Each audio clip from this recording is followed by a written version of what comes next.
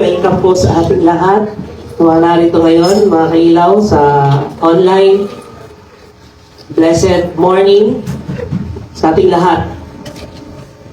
Tayo po ngayon, sabi nga kanina, ay nasa second week na tayo at ang ating pong tema is the way of the wilderness. So, ang panahon po ito, ang background po nito is, nung panahon po ito, si Jesus Christ ay pumunta sa wilderness at nagdaan po siya ron. And kasalukuyan po siyang naka 40 days fast doon sa wilderness. Kasama niya yung sa mga panahon na yun, no? Humiwalay siya, no? Nagkaroon siya ng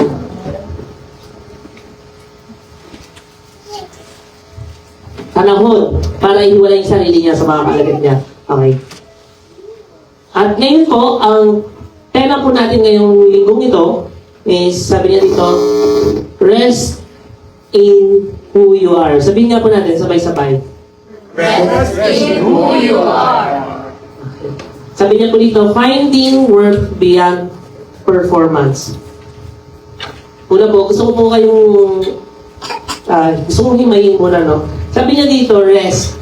Ang salitang rest ay ginagamit po natin, no, sa Bible, sa Matthew 11:28. Sabi niya, those who are heavy laden, lahat po tayo na nabibigatan, lumapit tayo sa Panginoon at bibigyan niya tayo ng kapahingahan. Ibig sabihin, yung kapahingahan na yon, kapag lumapit tayo sa Kanya, nagagaling sa Kanya yon. And every Sunday, no, sinasabi natin that honor the Sabbath day or the rest day. So, itong mga ito po na term ay ginamit po sa Bible. At ang ibig po sabihin ng rest is Sabbath or Shabbat or no walk or to lay down or at rest. Ibig sabihin, walang ginagawa. So, pag sineselebrate po nila ang Sabbath day, talagang naglalaan po talaga sila na wala talaga sila gagawin. No? Bawal maglaba. Di ba? Bawal. Ganun po ka-active yung Sabbath day nila. Bawal magsuga ng hayop. Ano ba yung magsuga sa Ilocano? Wayway. Agiwayway. Bawal yun. Bawal agiwayway. Bawal ang pagkati na tagsing. Ganun po yung Sabbath day pag ino-honor nila, no? And upon creation, God used it also. At the seventh day, sabi niya doon, God rested. In-honor niya talaga yung seventh day. Hindi ibig sabihin na dahil pagod siya, kaya siya nag-rest. But He wants to tell na yung pang-pitong araw na yon is His presence. Okay? Yun yung ine-emphasize doon, no? And sabi niya dito, have you, next slide. Yeah. Have you ever felt like you need to do more, be better, or prove something? So sabi niya dito, kasi sa yung subtitle natin is finding worth beyond performance. Sometimes, mayroon tayong tinatawag na performance-oriented, di ba? May mga ganun na tao. Sino dito yung perfectionist yan? Mga perfectionist. Kasa kamay, meron ba? Wala ata. Wala perfectionist dito. Yung gusto kapag may iaayos na tsinelas, pantay-panikanay, di ba? Bawal yung nagaganaw, gano'n. Yung pag naggunting, dapat pantay-pantay din, di ba? Iskwalang-iskwala, gano'n. Ayaw yung nagugusot. Gano'n na.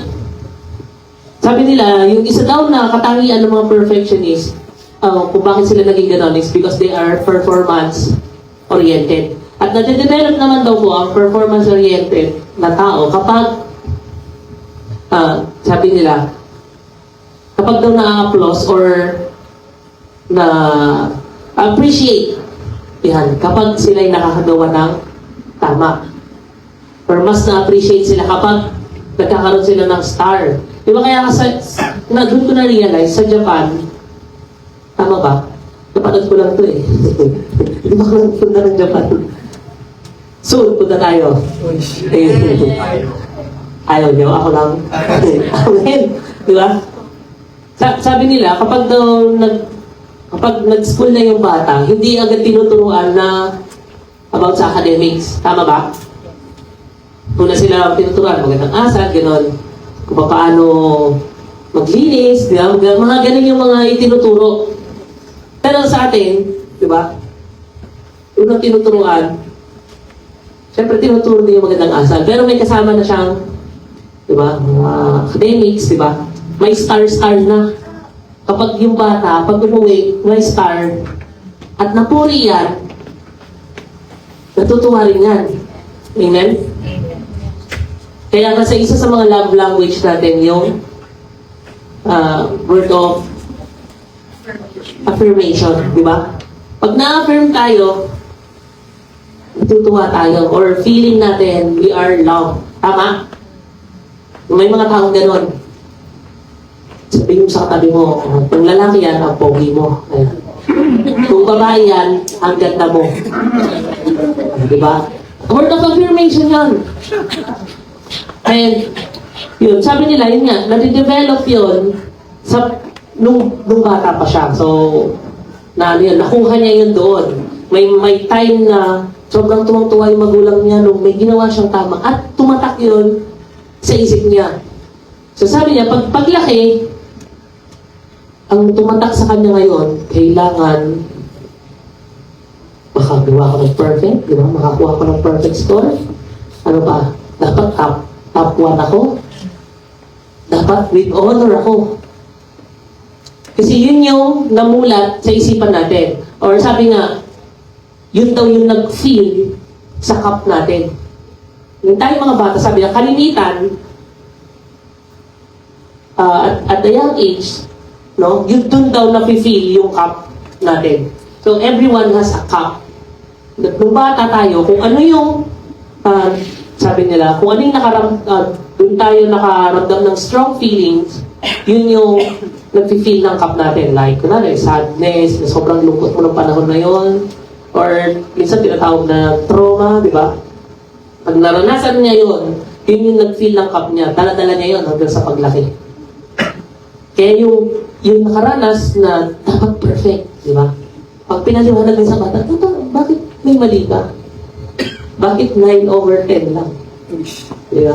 Dapat perfect. Dala-dala niya yun. Pag yun ang nag-feel ng cup niya, dapat perfect. Kaya paglaki, perfectionist.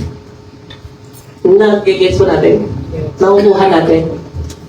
At may mga Kristiyano, taas ka konti lang. May mga Kristiyano, hindi, pataas tayo. Balikan na lang natin. Ayan. May mga Kristiyano na performance-oriented. Yun yung isa. Sabi niya, work. Yung may work. Yung title natin na nito. Yan. Finding worth beyond performance. Kaya sometimes may mga Kristiyano na performance-oriented din. Napakiramdam nila, pag hindi nila nagawa ng tama, hindi na sila mahal ng Panginoon. Di ba? Pag hindi mo na perfect, or hindi mo na perfect yung attendance mo ng Sunday, hindi na yata ako love ng Lord.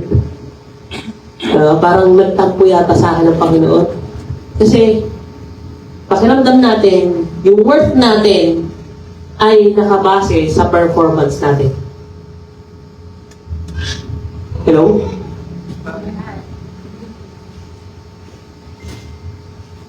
Sabi niya dito, nung dinidescribe nila ang Lord, ay nailagay ko yata sa bandang last ko yata sinabi sa iyo.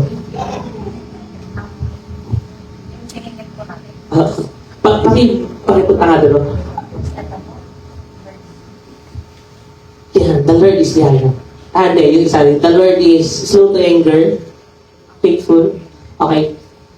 Kung dinidescribe nila ang Panginoon, ito yung description nila sa Lord. Sabi niya, the Lord, yan, Psalms 103. The Lord is compassionate and gracious, slow to anger, and abounding in faithful love.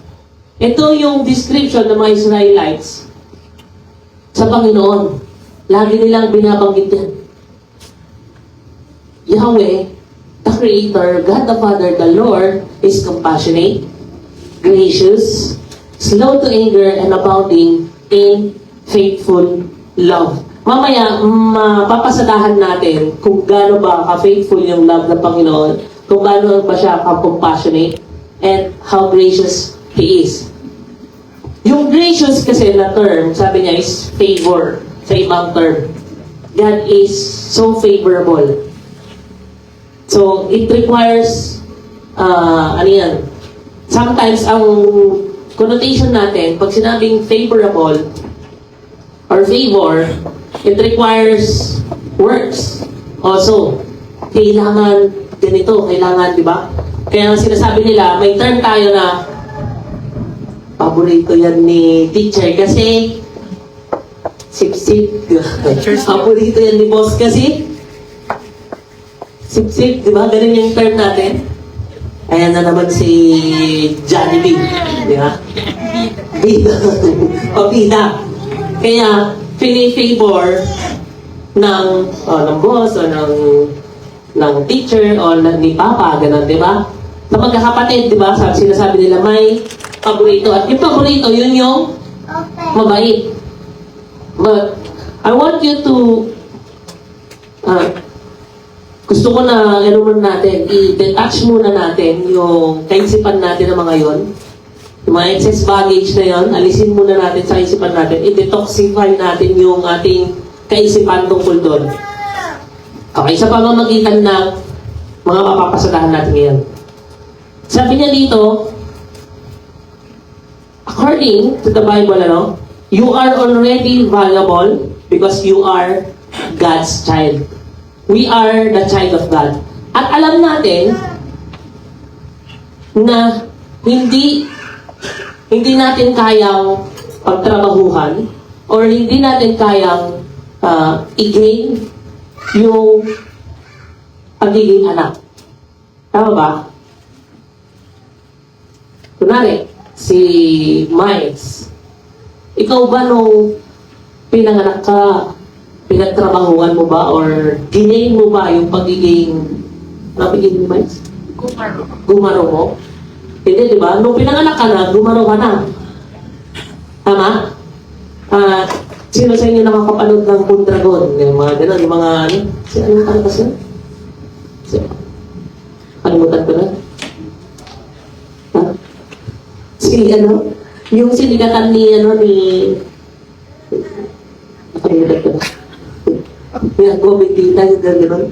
Basta, kapapanood ko. Pag sinabi, dati pag narinig ko yun, ito, Pamilya Mondragon, yung mga gano'n, yung parang sa mga pelikula, yung kapag nabanggit yung apelyido, may kaya, gano'n, may yaman, kilala, gano'n.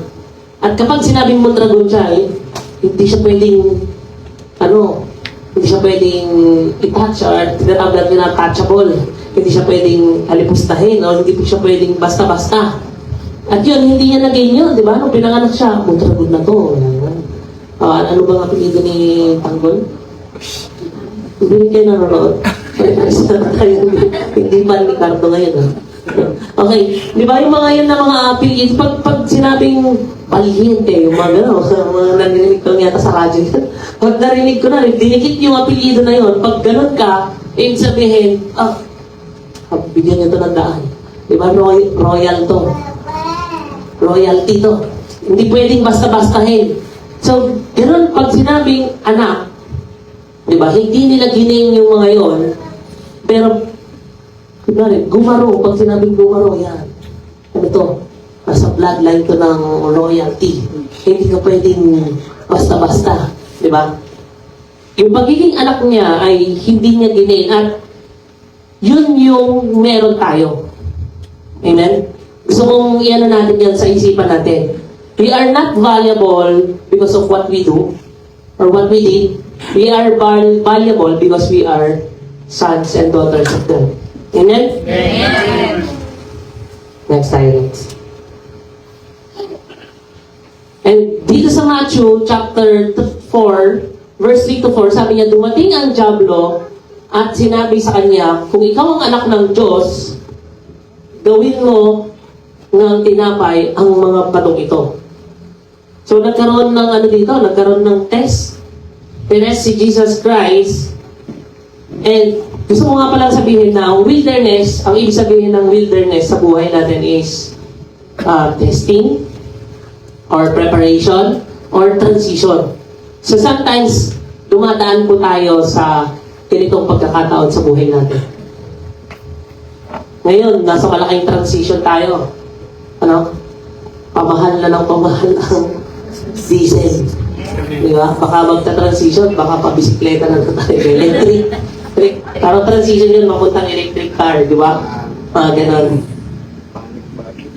Diesel, gasolina, pamahal ng pamahal. So, sabi niya dito, ngunit sumagot si Jesus, nasusulat, hindi lamang sa tinapay na bubuhay ang tao, kundi sa bawat salitang nagmumula sa bibig ng Diyos. So, kinounter ng Panginoon Jesus yung sinabi ng Satanas, ni Satanas. Next. And the Lord is, hindi pala yan, dyan pala natin siningit yun. Okay, sabi niya, points to ponder. First, you don't need to earn your value. So ito po yung mga points to ponder natin doon, sa pag-uusap nila yun. Jesus Christ insisted na hindi lang sa tinapay na bubuhay ang tao. Alam niyo ba, nung pinili ang Israelites at tinawid sila ng Panginoon from Egypt, dumaan sila sa wilderness, saying yung pangyayari Alam niyo ba na ang Israelites na bumalik sa Egypt, sabi nila sa Numbers, sabi nila, mas mabuti pa doon sa Egypt. Nakakakain tayo ng isda na libre. Sabi nila, nakakakain tayo ng pipino. Ganun pala kasikat yung pipino, pero hindi natin masyado nakakakain tayo doon ng may sibuyas, pero yung mga may... So, na-time sila na bumalik doon sa Egypt, balik na lang kaya tayo ng Egypt. And sometimes, ito po pag nasa wilderness tayo ng buhay natin, doon po pumapasok ang temptation. Diba? Pag yung mga panahon na ikaw ay nagre-ready, ikaw ay in a transition, or ikaw ay nasa testing, or sabi na natin na nasa dryness ng buhay mo, ikaw ay matitempt, Darating yung pagkakataon na sabihin mo, mas maganda pa yata nung na Diba? Nung hindi ako nagsisimba sa Panginoon, hindi ako nagsisimba, parang mas okay pa yung buhay ko. Balik na lang kaya ako sa dati kong buhay. Ganun pagkakataon. Mas okay pa yata na magtrabaho ako ng illegal. Parang gano'n Kasi parang mas marangya yata ako nun. Diba? May mga gano'n tipo. May mga gano'n na pagkakataon na matitempt tayo. Parang magtrabaho na lang kaya ako sa ibang bansa. Iwan ko na lang kaya yung mga ka-church ko dito. Ganun. Okay, lipat na lang kaya ako ng church. Dumarating yun, yung mga pagkakataon na natitempt tayo. At minsan, tingnan nyo, ang Israelita, yung pleasure, hinahanap nila yon. Nakalimutan nila yung blessing ng Panginoon sa kanila. Yung mga panahon na tinawid sila ng Panginoon, matakin mo, nasaksihan nila na hati yung dagat. Diba? Umulan ng mana. Dumating ang mga pugo, hindi nila hiningi yun. Kusang dumating. Yun yung mga biyaya ng Panginoon. Pero, bakit nila naisip na, balik na kaya tayo sa dati, pagiging slave. May ganun thinking ang tao, kapag dumaan sa wilderness na kanyang buhay, balik na lang yata ako sa dati. Sa pagiging slave. Slave sa kasalanan. O slave. Pag sinabi mo kasing slave, ito po kung bakit tinawag silang slave ay dahil wala silang pahinga nung panahon na yun. Hindi pwedeng basta-basta ka magpahinga. Di ba? Kapag pagod ka na, pag nagpahinga, hindi pwedeng hagupitin ka. Magtrabaho ka. Hindi pa tapos yung pinapatrabaho ko sa'yo. At tingnan natin kung bakit sinasabi naman ng Panginoon kung gano'n ka-importante ang rest. Kaya nung tinawag niya ang Israel para maging model of rest in the presence of God. Pero sila, nung naranasan nila, nung nasa wilderness sila, naalala nila, balik na lang yata ako doon sa pagiging slave. May pipino, may pleasure, may isda na libre. Di ba? And sometimes, dumadaan tayo sa ganun. Pag nahihirapan na tayo sa buhay natin, nagit lang. Balik na lang yata ako sa masamang gawa. Sa dating gawin, nahihirapan ako dito eh. Nahihirapan ako sa pagiging mabait. Di ba? Pag may tumesting sa'yo na kinat ka, hindi, Christian na ako eh. Saglit lang ako. Balikan ko kayo. Di ba? May ganun eh. May ganun kwento, di ba? Sabi niya, may nanggugulo. Sabi niya, bigwasan ko kaya to. Kasi inalay ko yung kaliwang kamay at saka yung sarili ko. Pero yung kanan, hindi ko pa binigay sa Lord. Pwede ko pang bigwasan. May ganun eh. Meron tayong ganun minsan pag natitesting tayo, di ba? Pag naghalit ka, minsan, dati ako matapang eh. Di ba? May nagpaputok. Sabi, sino matapang dito? Sino yung nagpaputok? Lumabas, malaking tao. May hawak na baril. Ako, bakit? Sabi niya, ang lakas. Hanap pa tayo ng isang matapang para tatlo tayo. Di ba? Minsan, bumabalik yung ego natin, bumabalik yung masamang gawa natin. Kapag natitesting tayo or nagpapaisip tayo, balik na lang kaya ako. No? They fail sometimes. At minsan, ito po yung nakakalimutan natin yung identity natin as a son and daughter of God. Pag nandun na tayo sa wilderness. Pag nandun na tayo sa testing. Pag nandun na tayo sa mga panahon na kailangan natin mag-transition at napakahirap ng transition na yun. Nag-review ako. Pero ang hirap ng exam. Balik na lang yata ako sa pag-kopya. Nakalimutan mo, Christian kayo. Saglit lang. Kristiyano ka. Kailangan mong itayo yung bandera ng pagiging Kristiyano. Di ba? Sometimes dumadaan tayo sa ganun at nagkakaroon tayo ng mga ganun na thinking. Pero ito po, si Jesus Christ, He refused to turn that stone into bread. Para lang mag-submit siya kay Satan. Kasi susundin niya eh, kung ano yung sinabi ni Satan sa mga panahon na yun. No? At sabi niya nga, when we are in wilderness, okay, ito pa yung isa, noong mga panahon na yun, ang hindi alam ni Satan, nakafast si Jesus Christ. Malakas yung spirit niya. Pinalakas niya yung spirit. Do you know that there's a will of the spirit and there's a will of the flesh? Alam ba natin yan na may will ang spirito at may will yung flesh natin? Kaya nga sabi niya, no, nung nakatulog yung mga alagad niya, no, yung mga panahon na nananalangin, sabi niya, gumising kayo. Di ba lang kayo makapanalangin ng gabi, ng hating gabi? So sabi niya, the spirit is willing, but the flesh is weak. So, ang flesh natin, may will yun at weak yung will nun.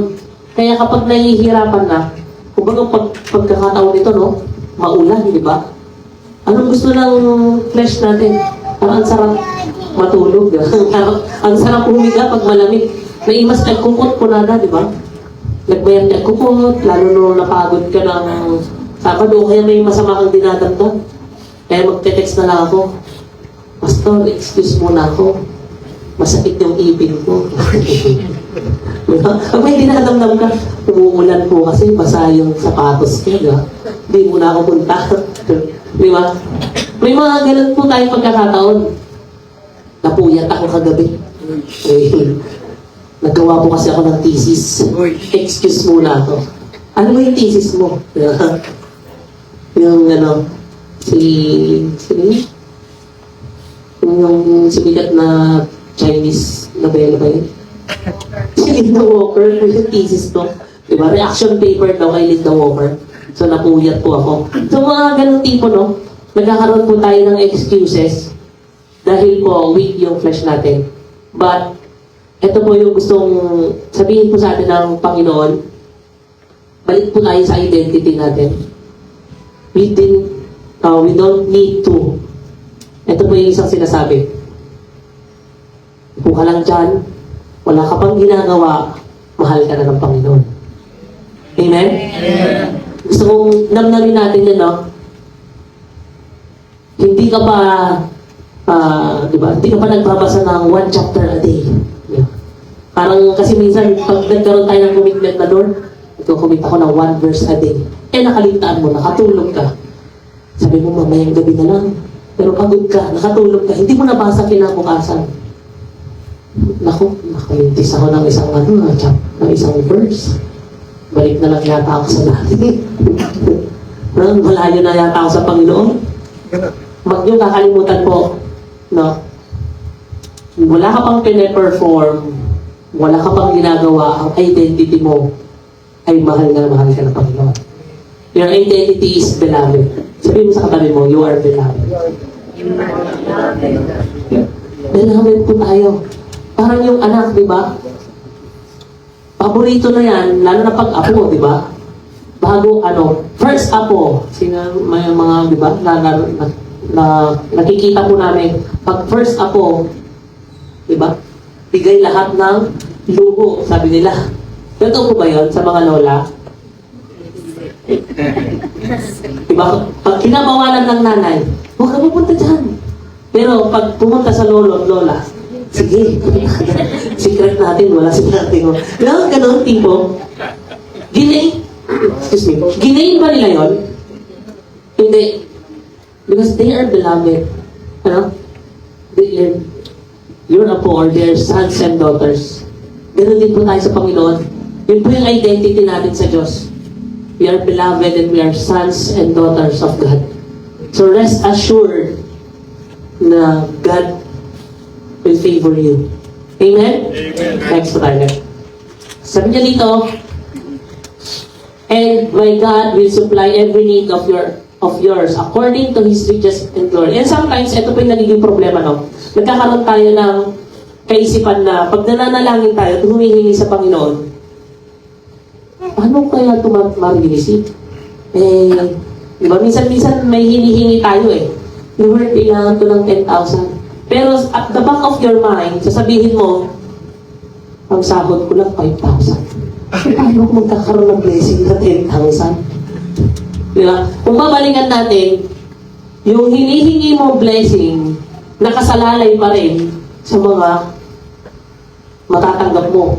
Sahod, bonus, may bayarin ka 30,000. Ang bonus mo 5,000. Ang sahod mo 10,000. Parang wala naman ako magkakaroon ng 30,000. So ang magiging solusyon, gagawa na lang ako ng paraan. Diba? Nakalimutan mo na pinanalangin mo yun sa Panginoon. Nakalimutan natin na sabi niya, He will supply our need according to His riches, not your riches. Amen? Amen. Ikaw ay anak, at ang tatay mo, sabi niya, siya ang may-ari, siya ang lumikha ng langit at lupa. Sa kanya lahat yun pagmamayari. Kaya sabihin mo sa katabi mo, mayaman ka pala. Di ba? Mayaman ka The King of Kings is your Father. Amen? Amen. And He will give it according to His riches, not according to your riches. Amen? Amen. Pero He will supply your need. Okay? Hindi yung luho. Hindi sabi niya dito? Your need, not your wants. Okay? Lord, iPhone 15 Pro. Ay, 15 lang. Diba? Yung medyo na maangat-angat. E binigyan ka ng Panginoon. iPhone 10. Diyos naman Diba? Masagin ko na yata ito para palitan. Aksidente na mabasag. Hindi ko naman sinasadya, Lord, palitan mo ulit. So, sometimes, mag-repeat po tayo na yung needs po natin ang isusupply ng Panginoon.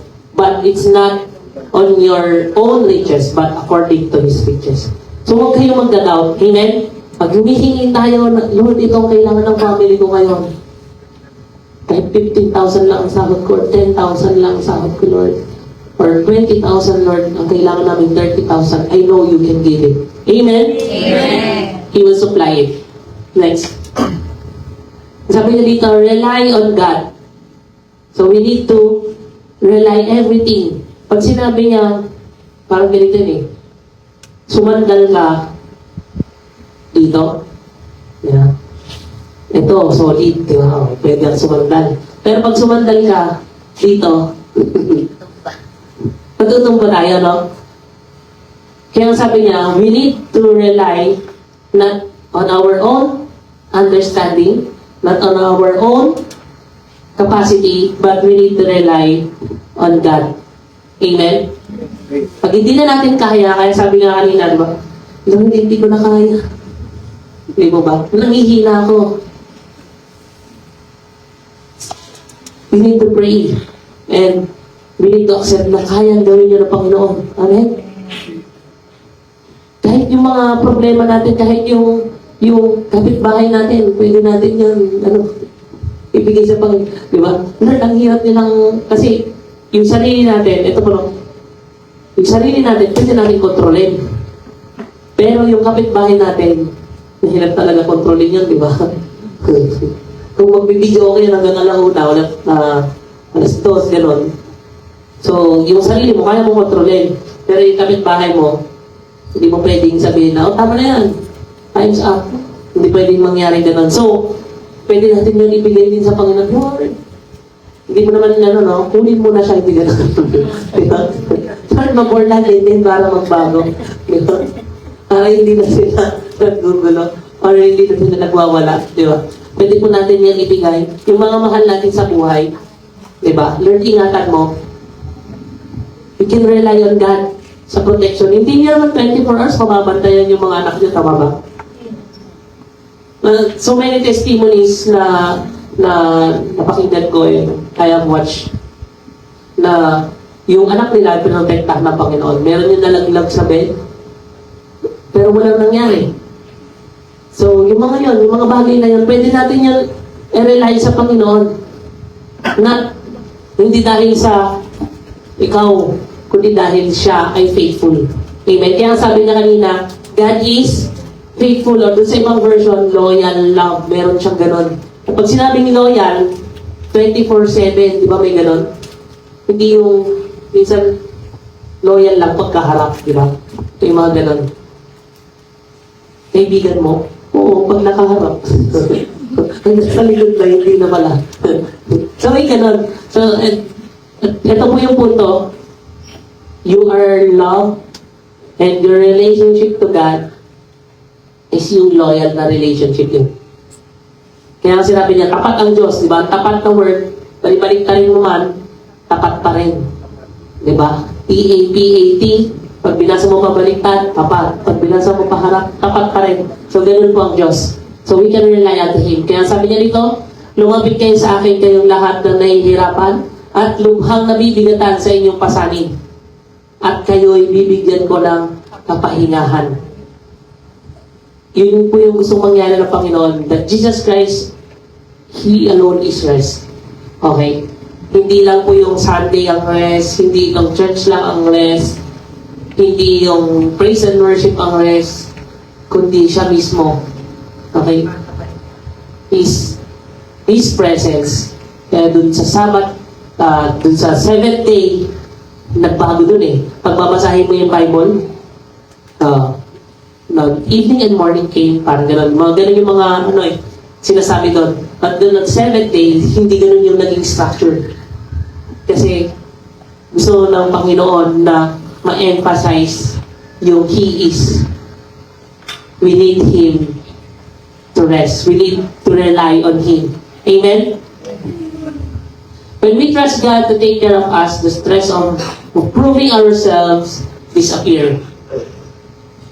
So, sometimes, ito nga po yung sinasabi ko, minsan ginagawa natin lahat ng paraan para ma-prove tayo. Di ba? Ito, kasama to sa, nagkaroon kami ng session Elijah, parang ganun. Pero sa ano to, sa Father's Love session. Yung Father's Love, isa sa session namin, para maintindihan or para ma-internalize namin na we don't need to prove ourselves to God. Hindi natin kailangan na patunayan. Di ba meron tayong ganun minsan na connotation na halika na, ano tayo, kailangan na natin na ibigay ang buhay natin sa Panginoon. Saka na, siguro hindi ako nagkamali ng mga 7 days na hindi ako nagkamali. O 7 days ko na straight na nananalangin ako.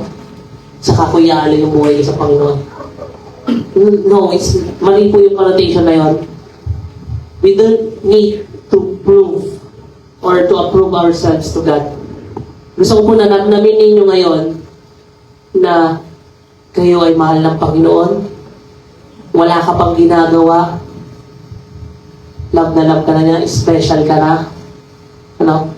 Hindi ka pa the best. Worst ka pa nga eh. Di ba? Sabi niya doon, yet you were sinners. We are loved by God. Sa Romans po yan, no? Nung makasalanan ka pa, minahal ka na ng Panginoon. So, hindi mo kailangan maging pamantayan. Lord, magpapagamit lang ako kapag okay na ako. Diba? Meron tayong ganun pamantayan minsan eh. Brother, mag-opening prayer ka nga. Saka na po pag naiwasan ko na yung kasalanan ko na isa. Yung secret. Hindi po ganun ang Panginoon. Hindi po yun yung way ng Lord. Brad, pwede ka bang magpaawit? Saka na po pag nakapagbasa na ako ng 5 chapter a day. Yeah. Hindi mo kailangan i-approve yung self mo sa Panginoon. You're at rest. Wala ka pang ginagawa. Nung pinanganak ka na sa mundong ito, mahal ka na ng Diyos. Amen? Sabi niya, nung create ka niya, iniingatan ka niya sa womb ng nanay mo. Iniingat-ingatan ka na niya. Sabi niya, alam niya yung bilang ng buhok mo. So alam niya that you will fail.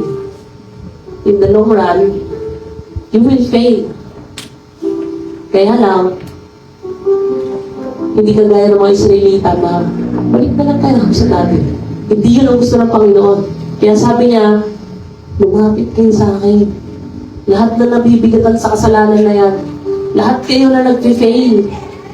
And I will give you rest. You are rest assured that you are loved.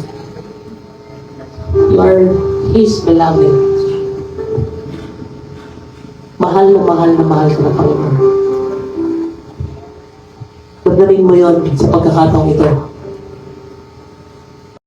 Sabihin natin, mahal na mahal na mahal ako ng Panginoon.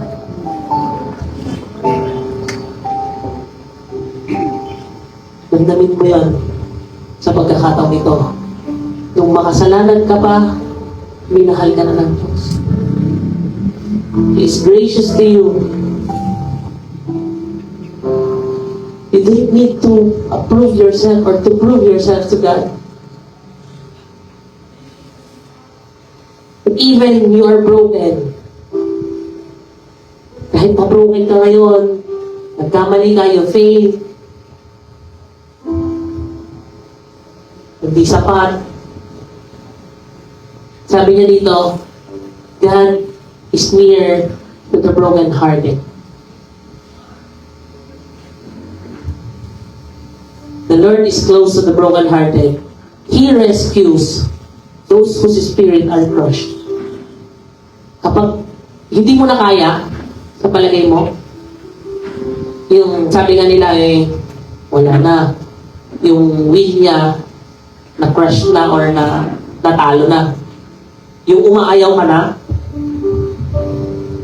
i-rescue ka ng Panginoon. Kaya nga dun sa wilderness, nung hinabol sila ng mga Ehipto, ng mga Israelita, sa harap nila, dagat. Sa left side nila, Sabihin na natin na yung mundo, sa right side nila is the cave or tipang na tayo. Sa likuran nila, hinahabol sila ng mga Egypto. Wala na silang ibang pupuntahan. But God rescues them. Amen? Kapag wala ka nang mapupuntahan, God is so near to the broken-hearted and crushed spirit. Sa tingin mo, walang-wala ka na, hindi ka na mananalo. Doon pumupunta, or sabi niya, doon na-exalt ang Panginoon. Kaya sabi ni Pablo, gusto kong ipagmalaki ang Panginoon sa kahinaan ko. Kasi kapag mahina ako, hindi siya malakas. Amen? Amen. Alam ng Panginoon yun, yung kahinaan natin, yung kakulangan natin, yung mga panahon na hindi natin kakayanin, yung mga ganun. Hanggang dito lang ako, Lord. Nasagad na yung patience ko dito. Makikipag-away na ako pag lumampas pa dito. He will rescue you. Kaya nga, sa 1 Corinthians chapter 10, verse 13, hindi ka nilagay na lang. Sabi niya, God will make a way out. Sabi niya, you are not tempted na hindi or according sa kakayanan mo. No? Pero kapag hindi mo na kaya, sabi niya doon, magpapadala ang Panginoon ng way out. But even in temptations, hindi mo talaga pwedeng irason na nahulog ako, Lord, kasi hindi ko na kaya eh. Hindi. Kapag hindi mo na kaya, magpapadala ang Panginoon ng way out. You give in because gusto mo yun. But, magkamali ka man, uulitin ko, yet we were sinners, we are loved by God. Amen? Even when you're anxious, you are loved by God. Napakarami pumapasok sa isip mo na hindi ka na kaya. Sabi niya, He will rescue you. When you fail, He will rescue you. So, acceptance leads to healing for you and for others. Let's accept na may hangganan yung kakayahan natin. Amen? Let's accept na sometimes we fail. But it's not a license. Hindi ko kayo binibigyan ng lisensya na mag-fail na lang kayo na mag-fail na. But we will learn from our lessons. Amen? We will learn from our mistakes. And finally, diba? Dapat stand tall. We can stand tall. Sabihin natin, anak ako ng Diyos. Anak ako. Ulitin ko. Wala ka pang ginagawa. Mahal ka na ng Panginoon. The Lord had appeared of old unto me, sabi niya, saying, I have loved you with everlasting love. Therefore, with loving kindness, I will draw you near to me. Yung Panginoon. Hahabulin ka ng Panginoon. Tumakbo ka man. Ganun yung pag-ibig niya, no? Hahabulin ka ng pag-ibig niya. Lumayo ka man sa Kanya. Kaya, nag-imagine ko nga pag yung kantay, lumayo ka man sa akin. Diba? Akala natin worthy, but no. Lumayo ka man sa piling ng Panginoon, hindi ka niya pababayaan na malayo ng tuluyan. Unless talaga you have decided to draw away to God. So it's your choice. At ngayon, gusto ko namnamin niyo ulit. Wala pa kayong ginagawa.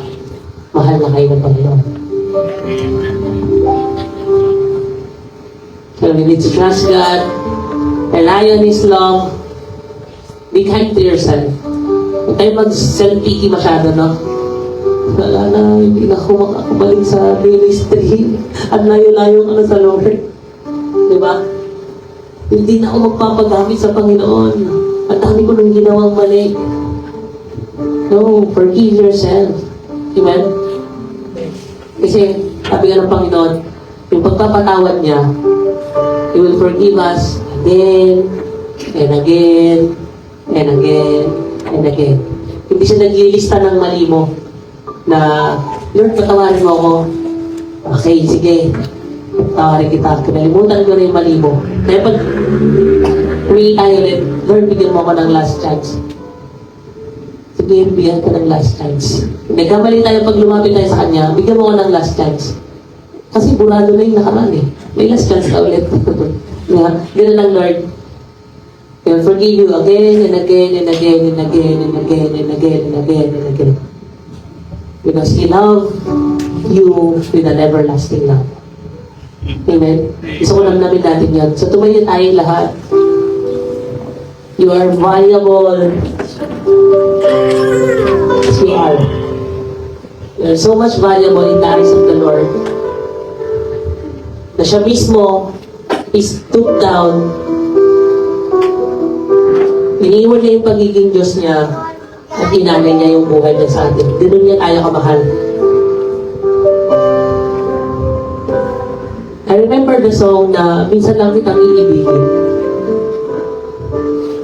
Dahil ang minsan, sabi niya doon, ay huwag pa kailanman. Diba? Yung minsan na yon, minsan lang siya namatay sa cross. Pero yung minsan na yon, ay magpakailanman. Para sa atin yan. Ganun tayo kamahal ng Panginoon.